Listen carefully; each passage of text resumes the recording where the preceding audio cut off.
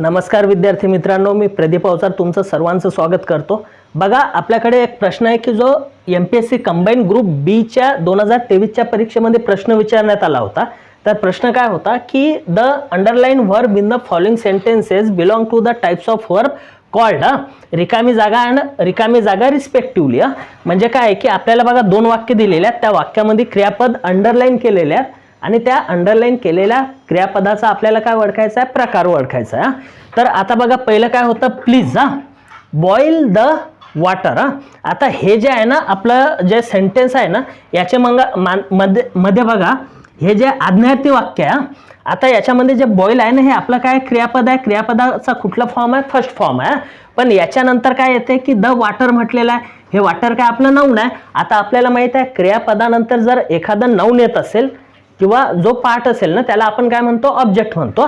म्हणजे या क्रियापद जे आहे ना हे कशावर डिपेंड आहे, या वॉटरवर। कारण की बॉईल काय होणार आहे तर वॉटर होणार आहे। मग क्रियापदानंतर जे आपलं कर्म येते त्याला आपण त्या क्रियापदाला काय म्हणतो माहित आहे का, क्रियापदानंतर जर नाउन येत असेल आणि ते जर कर्म असेल, त्या क्रियापदा म्हणजे त्या वाक्याचा अर्थ पूर्ण करण्यासाठी जे कर्म यावंच लागते क्रियापदानंतर त्याला आपण काय म्हणतो, ट्रान्झिटिव्ह वर्ब।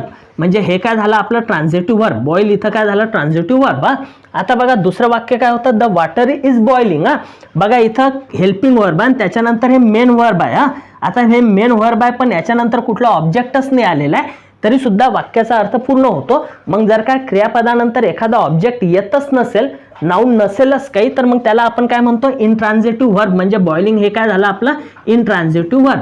मग आपल्याला काय ओळखायचं आहे, पहिला ट्रान्झिटिव्ह वर्ब आणि दुसरं काय आपलं इंट्रान्झिटिव्ह वर्ब। म्हणजे ऑप्शन काय येणार माहिती आहे का आपलं, हे बघा 3 नंबरचा आहे, पहिलं ट्रान्झिटिव्ह वर्ब आहे आणि नंतर काय इंट्रान्झिटिव्ह वर्ब। म्हणजे पहिलं सकर्मक क्रियापद आहे, दुसरं अकर्मक क्रियापद आहे। साधी सरळ कन्सेप्ट लक्षात ठेवा, क्रियापदानंतर जर कर्म येत असेल तर त्या क्रियापदाला सकर्मक म्हणजे ट्रान्झिटिव्ह वर्ब म्हणतात।